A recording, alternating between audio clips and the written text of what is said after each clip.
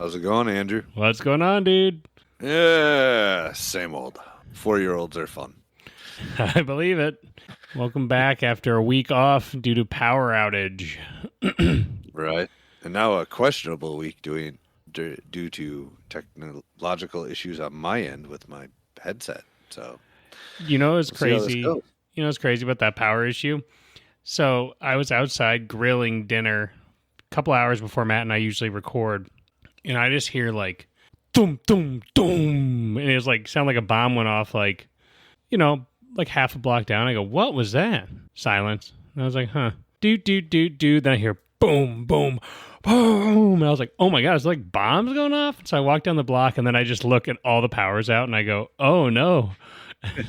And yeah, I didn't get power back till like 11 p.m. So Fun. a bit toasty, but yeah, that was fun. And so I was like, "Oh, Matt, we got a problem." Right. Everyone online's Right. like, "Get a generator." And I was like, "Dude, I know, I wish." Right. We all wish we could have whole house backup generators. That would be wonderful and amazing. It would make my life somewhat complete. Yeah, a emergency power, just in case. Whole house generators are not cheap, unfortunately. Yeah, I should have had my solar panels ready to rock, right? And just in case. Right. Can't have the podcast get Just- shipped. Just enough to power your Wi-Fi, your computer, and the recorder. That's Just all that needed to be powered. A dedicated All that circuit, matters. a dedicated circuit connected to the solar panels, just for Don't one worry about your purpose. fridge or the air conditioner or anything else. Just this. That would show our commitment. Ability to record an episode is the most important. That would show our commitment to our fans. Backup power just for podcast equipment. Just for podcasting. Oh, so what's new with you? Oh, I mean, not much. Getting ready for Double Entered Apprentice tomorrow. Lodge is getting busy again. If you saw the calendar on the emails, which I know you have, it's it's a bit intense coming up now on the post late summer, like where we get the lull and then it starts spiking again. We're hitting the second spike. We got a bunch of people posting, a couple petitioners, a couple events coming up. So yeah. Yep, we got the second park cleanup. We have another Chill on the Hill coming up. We also have a wiener cookout that we're doing and a car show, and we're like on tour. Lakes on tour. Open house isn't far away either. Nope. Yeah, it's like the second half. We've really taken to heart the whole be out in the community this year, which was not what I was expecting from my goals for the year. I mean, partially it was on that short list of ideas, but just the brethren just started coming up with new ideas and being like, let's go to this thing, let's do that. And so it kind of just fell in my lap, but it's good. Right. Oh, excuse me. Sorry. I'm a little sleepy. I don't stay up much later than this often anymore. We got to buck them up. But yeah, so it's getting busy, getting excited, getting tired too. Always. Yeah. Yep. We're almost at a time of year where we get, our second Masonic refresher of the year, though. There's two. There's installation season and annual communication. Those are the two recharge the batteries. So. I know, dude, this late year when, I guess what I have August, September, October. I have 4 stated communications left. December might have 1 too. October, November, I think you have 5 left because I think installation's going to fall afterwards. I mean, technically you have 17 left because you're just doing it again. No. You haven't figured it all out yet, so you got to do it again until you do. I figured out plenty. Wait, let's see. Oh yeah, I will have 1 more because installation is like 3 days after. Yeah. 5 more left. Yeah, I'm getting late season fatigue, but ready to rock. Got to keep my enthusiasm up. Too many times. Halftime, baby. Yeah, I the know. Third quarter just started. What are you talking about? Late season fatigue, Dude, I feel like we see this all the time with like around various lodges that, like, when you hit that second half of the year, you'll see certain masters, probably myself included, start being like, man, I'm starting to wear out. My tank's running out, man. And then you're like, oh, he's fading. And you're like, so I'm trying to remind myself to keep pumped up. Right. We gotta go over a couple of things for next year soon here. I want to make sure I got my ducks in a row. Yeah. Cool. All right. So the good news for Matt and our listeners is we have a heady topic today, which is Matt's favorite when he's sleepy. Woo-hoo. But to be fair, he's always sleepy these days. So one way or another, he's going to get a heady topic conversation when he's not ready. So, I'm trying not to give in to going back to energy drinks, but it's very, very tempting as of late. Start doing the tea, the classic. Get a green tea kick. No, thank you. You're on a health kick. What's one more healthy thing like tea? It's good for a lot of things. Just not a fan of tea. Everything I do, I like enjoy other than that. It's not like I'm doing things I don't enjoy. I don't like tea. All because it tastes like grass doesn't mean it's bad. You just got to get into the grass. It tastes like leaves. No, thank you. No, thank you. Awesome. Speaking of things that involve taste, we can kick off the music and start our episode. That was actually a good transition. Oh. Loosen up your ties and roll up your sleeves. It's time for Fellowship with Matt and Andrew. The views and opinions expressed on this podcast are not necessarily the views and opinions of the Grand Lodge of Wisconsin or any other Grand Lodge or any appended body. All right. So today I brought a topic to torture Matt with based on, I've been listening to this audio book of a book called Anam Cara. The book is by an author named John O'Donohue, and it is about Celtic spirituality and wisdom. And within it, he did a large chapter on the five senses. And a lot of it resonated with me and within Masonry. Actually, a lot of the book has. There's a lot of crazy one-liners. I'm like, whoa, that sounds like Masonry adjacent stuff.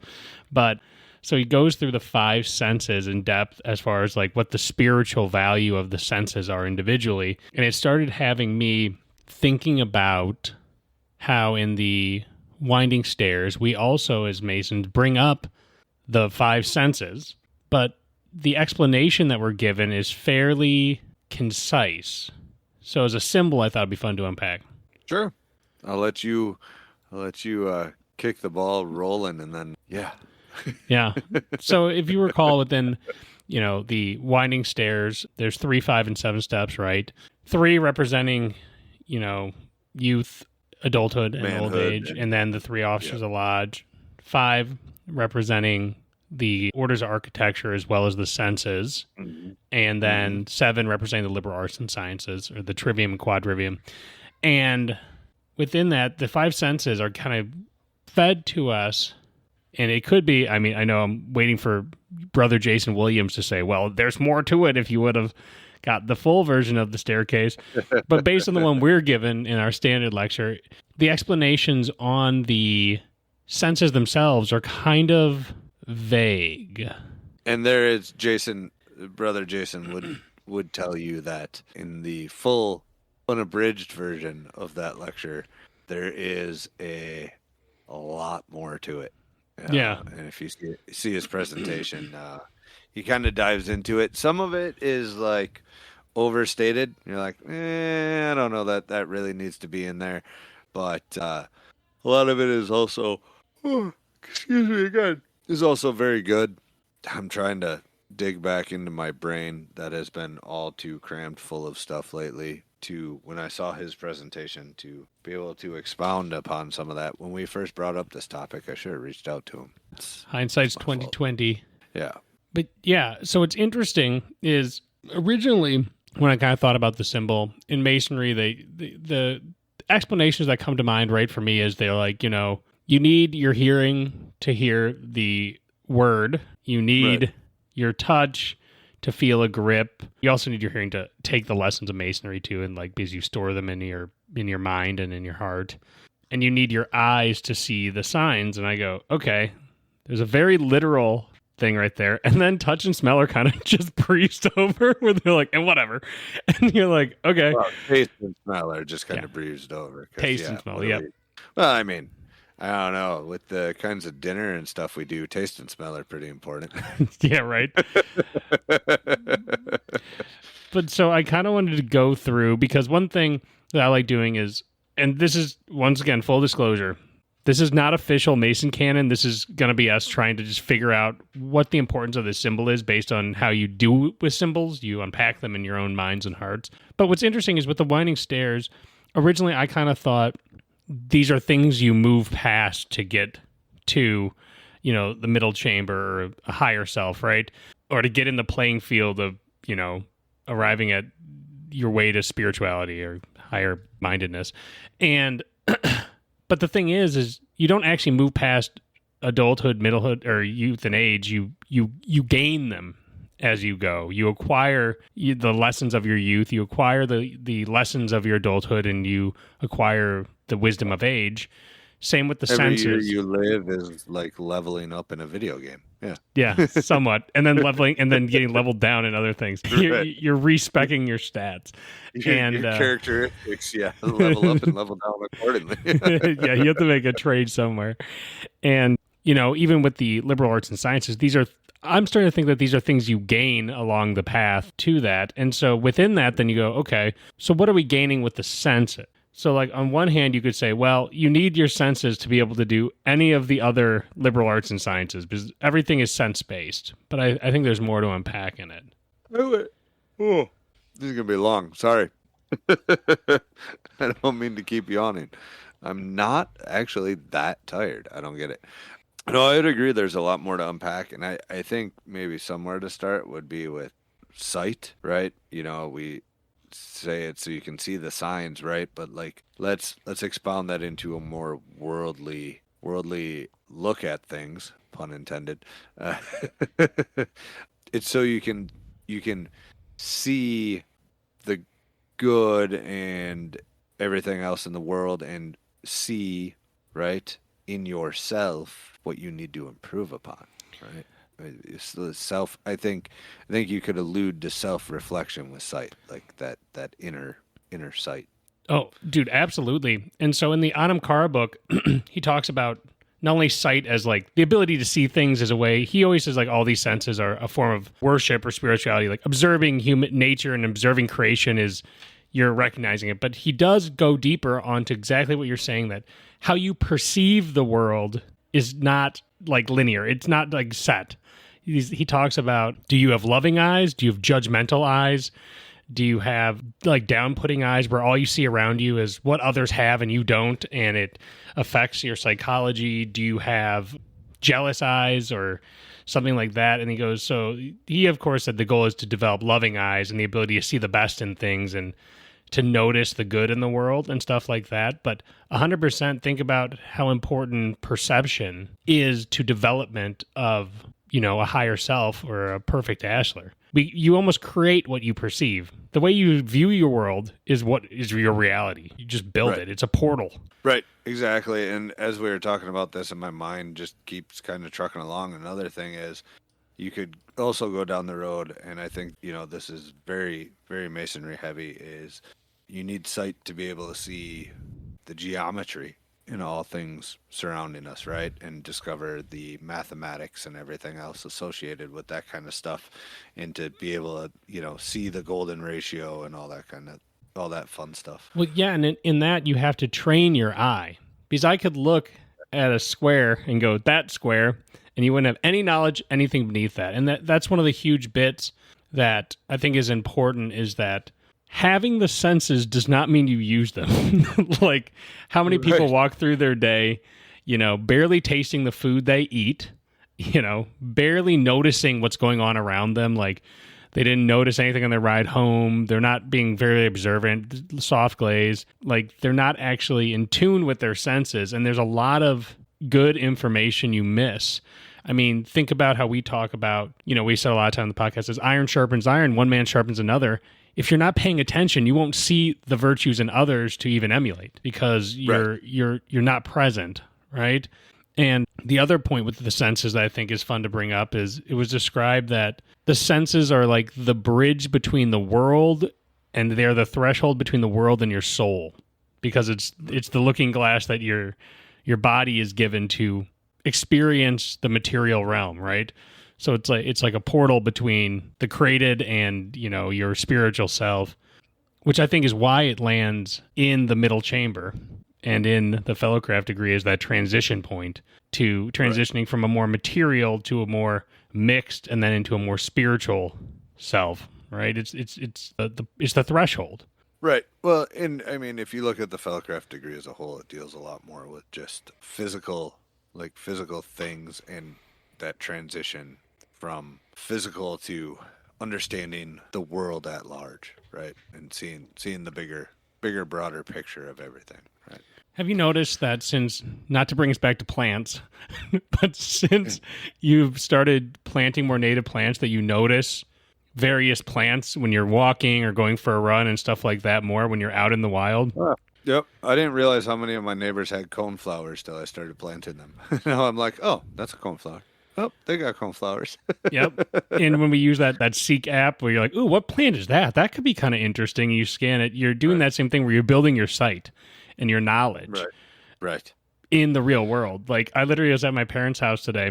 My mom's like, hey, son, can you look in this bed? And she's like, what's that? And I was like, that's fleabane. She's like, good or bad? I'm like, that one's a mixed bag. I go, it's native, but it is going to take over. And I said, so dealer's choice. Right. Like, what's this? I'm like, bittersweet nightshade. And it's just like, you just see it now because you've trained your eye to notice and to pay attention. Right. And I think the goal of trying to improve your sense of seeing is to be curious and to actually pay attention and look at things and take time to actually stop zoning out and look with your eyes, right? Right. Well, no, I'm in super, definitely focus on things. That's just like, you know, not to continue down the plant road, but I have that, I think it's a nodding onion or a blooming onion or something in the backyard that was here when I got here, right? And I can't remember off the top of my head if it's native or not. It doesn't really matter for the purpose of this conversation because I'm never going to get rid of it because I walked out of my patio door today and there was 4 bumblebees on it simultaneously, right? They Because it's got so many blooms. Yeah. Right. And I noticed that starting last year is they are 100% dialed into that plant.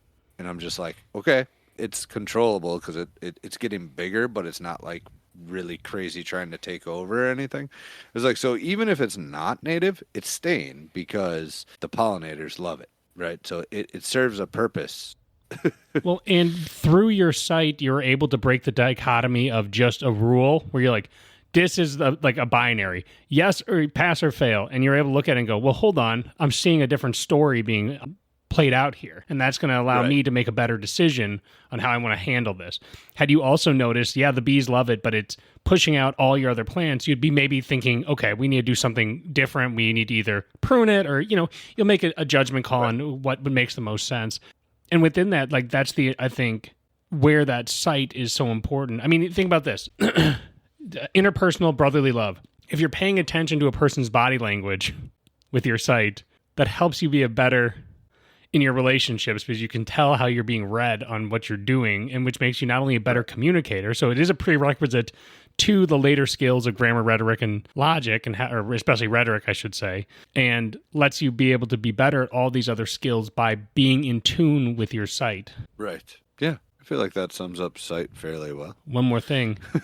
Somebody can stare at a square and compass and go, oh, that's a symbol. But without knowing and being able to spot it and unpack symbols that you see as a visual symbol, like we're doing now, we're able to unpack it into a spiritual symbol. Yeah. Okay. I could see that. All right. So I guess the ways, I think, if we were trying to say, how do we sharpen the skill, which we kind of have been alluding to, take time to be more observant, right? And pause to look around at things and just be curious and just unpack things. Like you looking at the bees, take a moment to just watch the story of creation happening in front of you is probably a good way to sharpen it, I bet. Yeah. Just observe. I've always felt, though, that observing nature is a good way to just take in your surroundings and learn an unspoken lesson, right? Yeah, you and your hunting camp just staring at the same piece of scenery for 5 hours and getting to watch the story unfold, I assume. Right. Well, the different activity and the different movements and patterns and lack of patterns at times, right? You know, there's unwritten rules that you can figure out just stopping and watching sometimes. Yeah, absolutely. And that'll go. And the thing that's interesting is I was about to jump into another sense right off that. All 5 senses interact with each other together. You know how I was saying, like, the cardinal virtues don't operate independently. They're all kind of tied together. Same thing with the senses. I think the next sense that, I don't know the exact order that the senses go in the staircase, but the next one that's elevated is hearing. So, you know, as Masons, we're taught to hear even before we see, and that, you know, that even when your eyes are closed, your ears should be open, and that, you know, listening is elevated as a virtue over and over in Masonry. And silence. Silence and listening. Right, right. We're talking about another observational skill, right? It's something that you kind of have to learn to hone, right? Just like sight, just like the ability to sit and watch, the ability to listen and actually receive the message it's a skill, and it's an observational skill, and it does require some practice, but within, you know, as you hone it, you're able to pick up on the subtleties of life and a bigger experience that exists in the world when you just really shut up for a minute. Right? Silence and circumspection. And, you know, it's almost like, you know, O'Donohue in the book was saying, listening is an act of worship, because when you listen in silence, where you shut up and you listen to the world, you're listening to the music of creation, right? Even in the silent hum, that that very subtle, hard to notice sound of just the world existing, that you can walk around your entire life and never even hear it, because you never open your ears enough to hear. And, you know, like I said before, you can physically hear something but not actually hear it.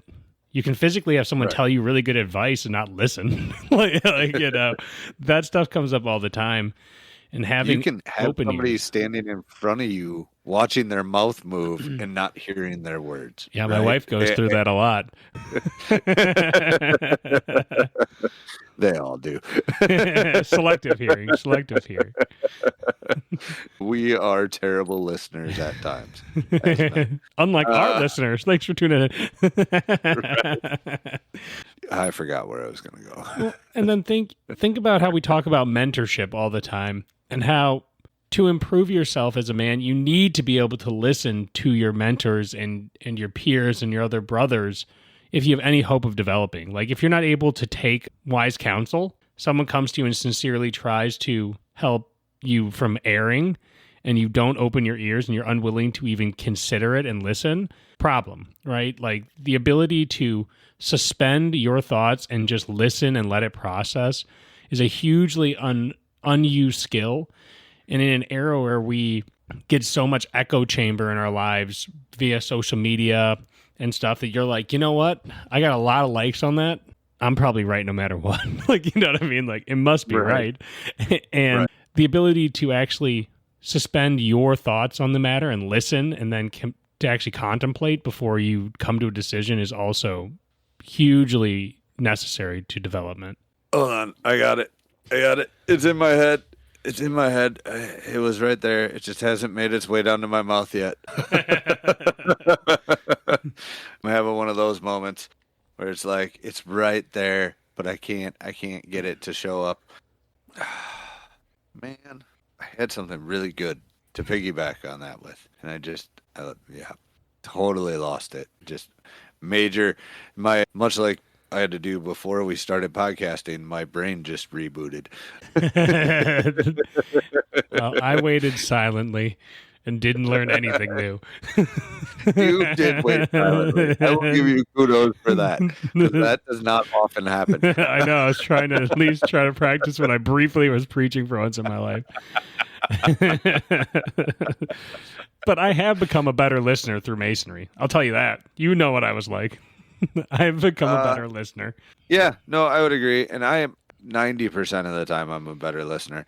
I have found that I have trouble focusing on the mundane conversations these days, like the same old where like when you ask somebody how it's going and you know what their answer is going to be and you just kind of tune it out and you're like, "Oh yeah, awesome. Yeah, that's Yeah. great." Yeah, Like yeah. I have been struggling with those. I don't know why. I do think that there's two things that creates that because one, I've always had an issue with that because the ADHD in me always knows kind of those, like predicts where those are going to go. And it kind of just like, okay, let's get through that part.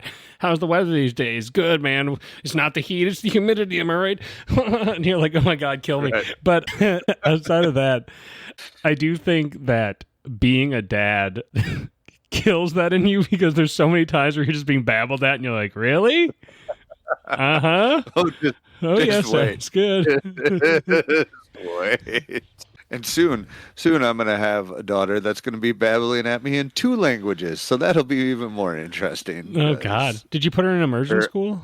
Or Her what? elementary school switched to dual language. So she'll be doing like immersion starting Oh, that's cool. kindergarten here. This Spanish, fall for German? What are we talking about? Spanish. That's sweet. So Heck Yeah. yeah. It's good for the brain. Yeah. yeah. So that it'll be like full on part of the day in Spanish, the other part of the day in English. So, That's fun. like, yeah. Dude, I was Yeah. not to go down a hearing rabbit hole, but I was or not an unrelated rabbit hole. I was at a Mexican restaurant the other day, my favorite one, and the waitresses know Owen and know my family. We've been going there for decades. And so they always pick him up, take him in the kitchen, run around. So he was trying to ask for a cookie, and I told him how to ask for it in Spanish. And instead of saying por favor, he goes, por favor. He's just trying to roll his tongue, and he kept going. And then she goes, what? And he goes, cookie.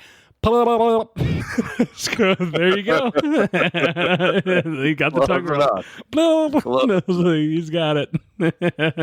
C plus. Yeah. I don't speak a lick of Spanish, so this will be interesting. Yeah, you'll pick it up. It's not too bad. I mean, at the same time, what's one babble compared to another? You're like, whatever you're saying to me. Right. Whatever you're trying to tell me, you'll tell me again later. So But yeah, and like I do think also being on top of me somewhat joking that parenting makes me not listen more. I think it also has helped me learn to listen too and just be quiet because they want to tell you something so important, but they can't make the words, and you kind of just have to sit there patiently and be like, right. come again?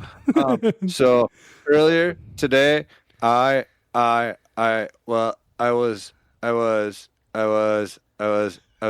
was watching. And Teddy said that. Teddy said the and the dog was there too.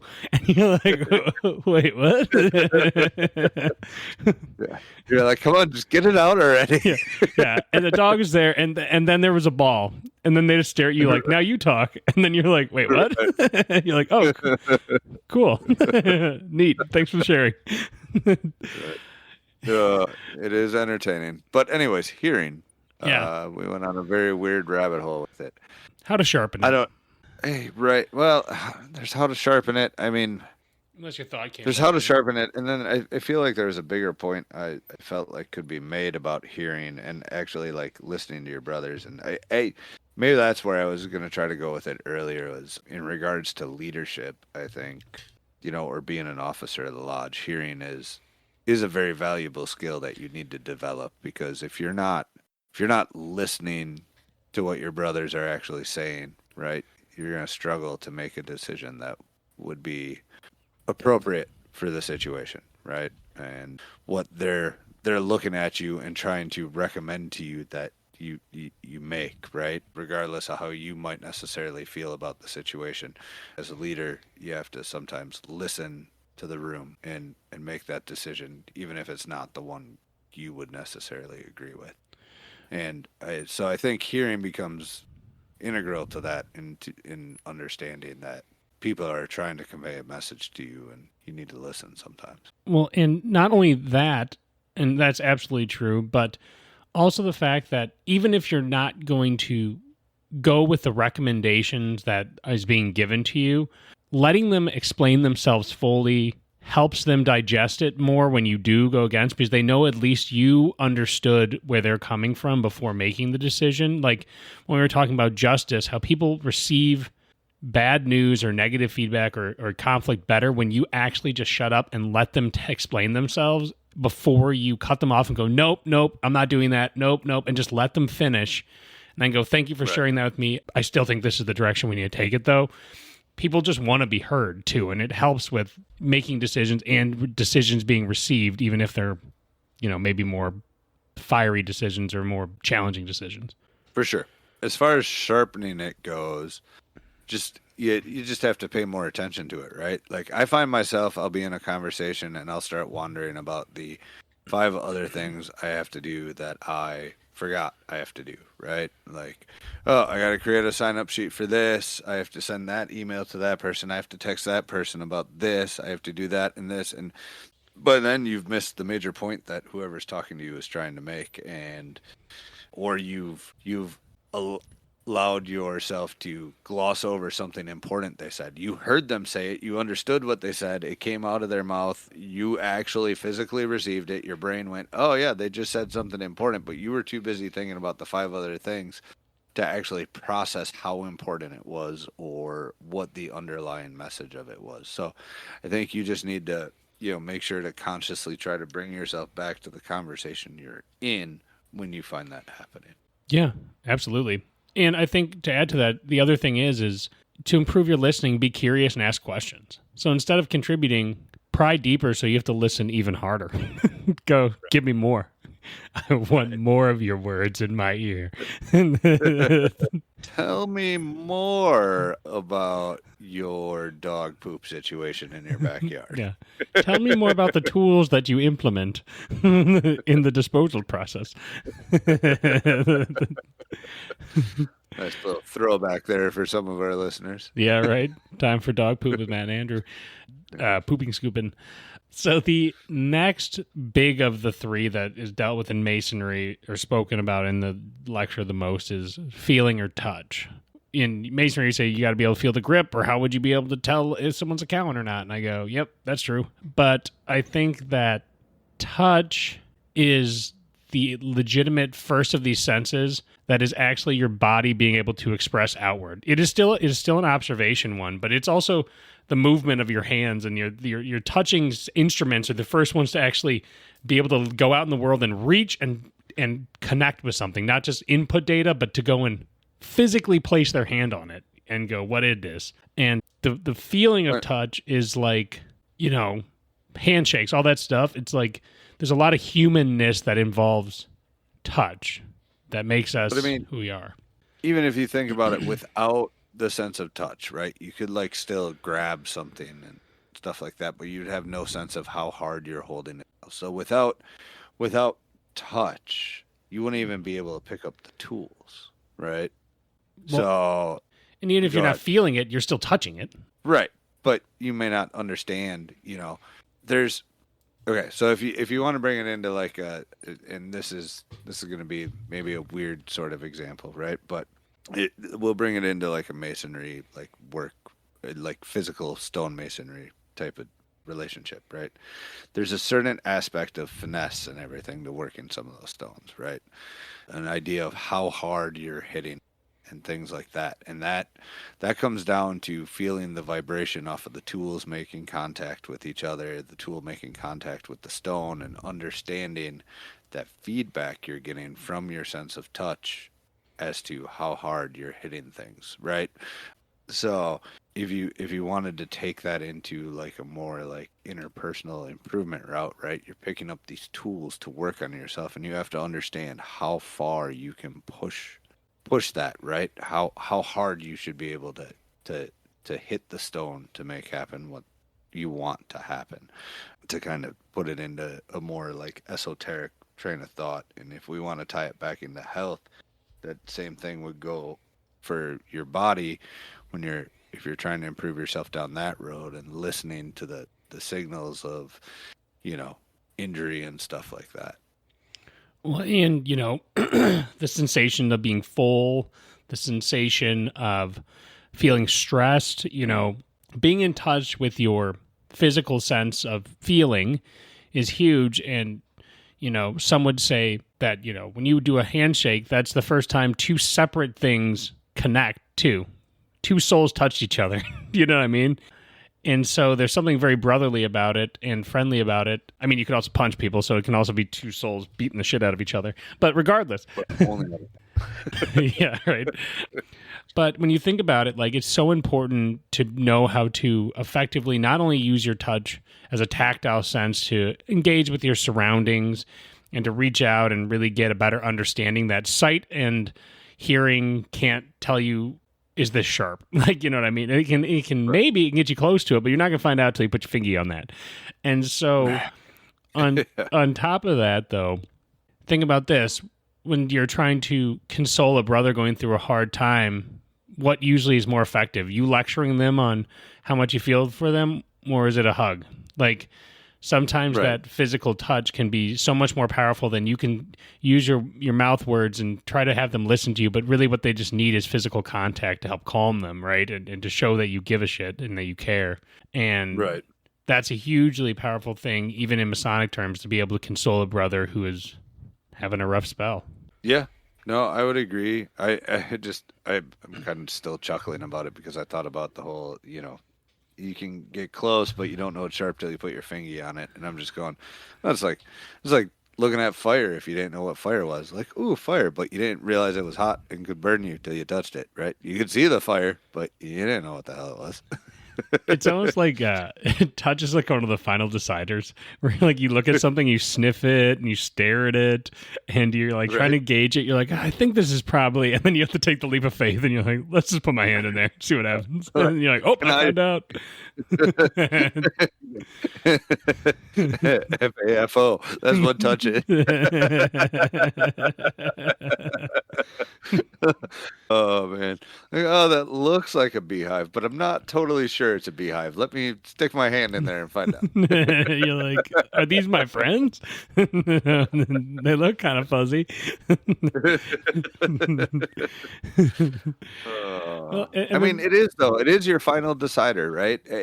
Not necessarily for everything, right? Like, bad food smell is your final decider, right? Eating it is. But, or eating it could taste be depending that one, yeah. Well, taste could be your final decider. But if it's rancid enough, the smell should tell you to stay away first, right? Early warning system. However, how did that come about, right?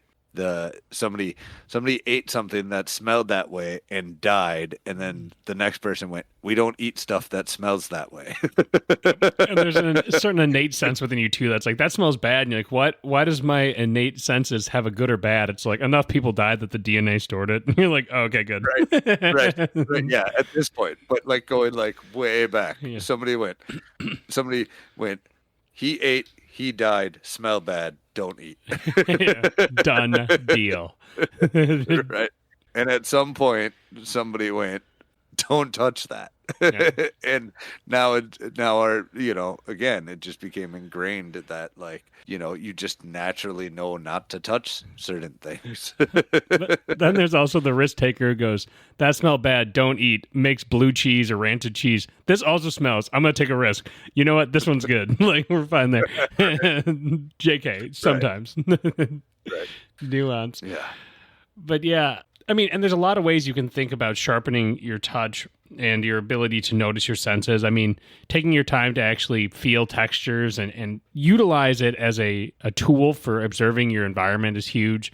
Like, when was the last time, like, you picked up a peach and rubbed your thumb along it and said, oh, it's kind of fuzzy. You just take it for granted and you forget about it, right? You're not really sensing your world. You're kind of just doing your thing. Or, when you're working on something with your hands, actually noticing kind of like the textures and all that kind of stuff. But in other ways, notice the difference between a good and a bad handshake.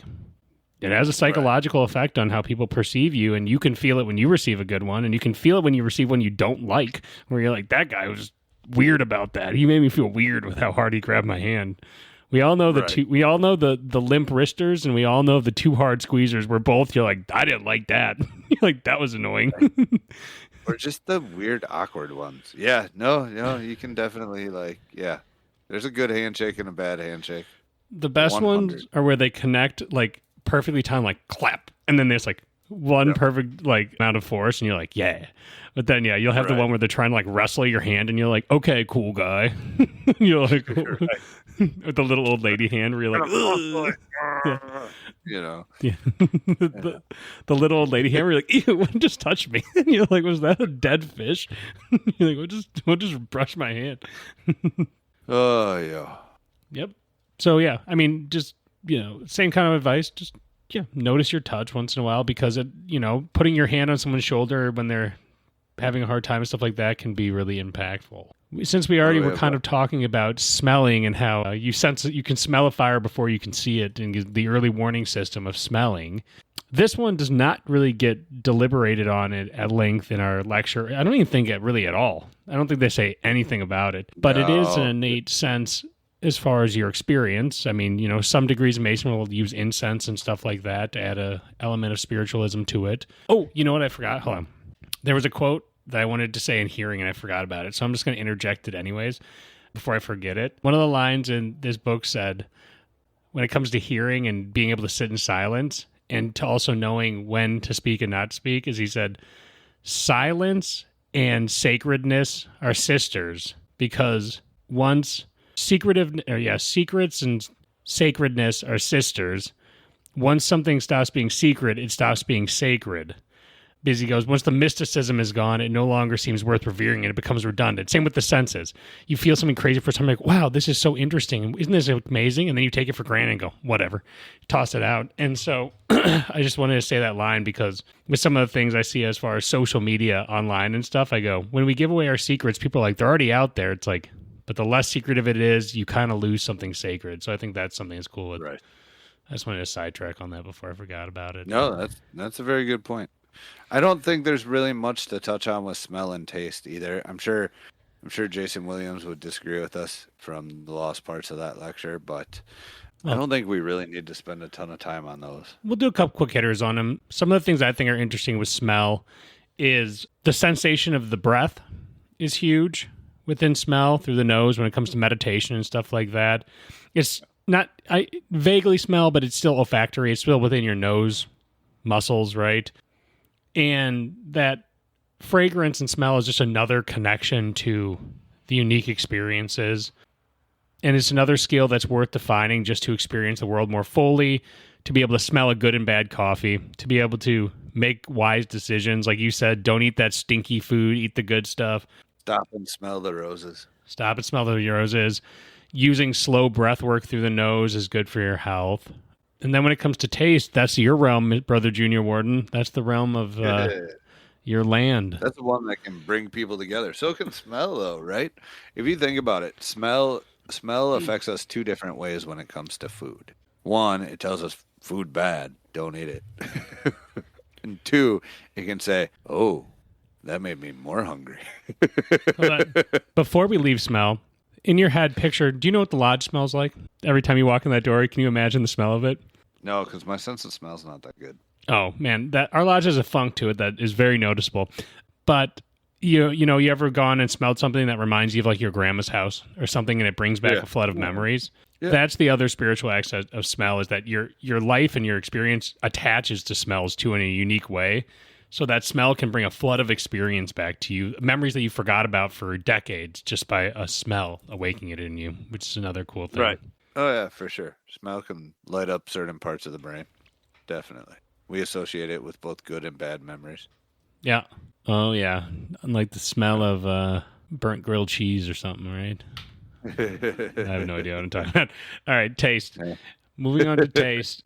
Everyone remembers a meal that's really good, and they remember the stories and the experiences surrounding a good meal, and sitting down and enjoying, sharing food together and enjoying taste with one another. Yeah, I mean, taste is fairly obvious. I mean, at the end of the day, the part that is important about a good meal together, right, is the fellowship and the companionship that's shared. But the thing that can elevate the situation is a good meal, and that can really drive those memories home. Like, hey, remember that time we were hanging out? We had that really awesome dinner.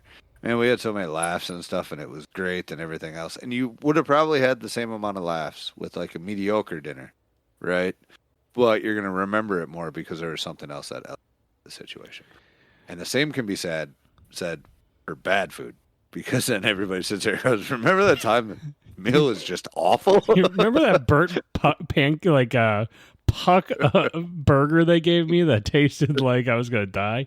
You think about this too. Taste is one of the only senses on this list that is almost exclusively a lot of the time tied to fellowship and friendship. Like, of course, you eat by yourself, and there can be something really nice about taking a moment and just really enjoying the sensation of flavors and tasting. And I think that's a good practice, to not always just stare at a TV, to actually taste your food can be really a cool way to experience the world. But it's also so ingrained in humans as a social period where they sit down to eat together.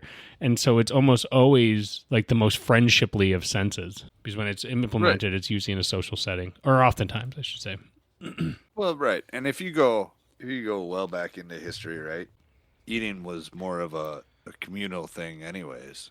It was something that brought more people together, especially if you like go digging into some of the Viking stuff and everything else, where they had halls that they would just all get together to and eat and everything else.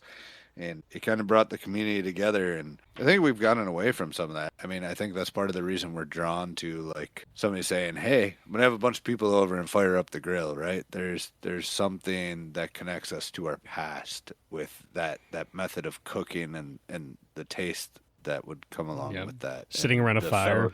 And the unity that it calls to share good food together and share that bounty and be a community, right? Well, and not everyone gets invited to eat with you. You know what I mean? You can have a stranger come and you invite them to share a meal, and then you leave more like friends because you sat down and broke bread together and share. It's like an intimate experience, lighting down your garden and sharing in a shared food experience, right? And so like when you think like that, then you understand why it's so important to have the festive board and the meals at lodge, so you can sit down and break bread with your brethren, because it is such a powerful human experience, implementing the sense of taste and sharing those experiences with one another, getting excited about what the junior warden has concocted for you. He's like, I've done something and I'm not sure, and you know what, I like to get compliments, so I'm going to continuously say it's bad so you can continuously tell me it's good. I don't know what you're talking about. No junior warden has ever been like, this is the worst thing ever, and reinforce my confidence and tell me it's good. Yeah, I've never seen anyone do that repeatedly.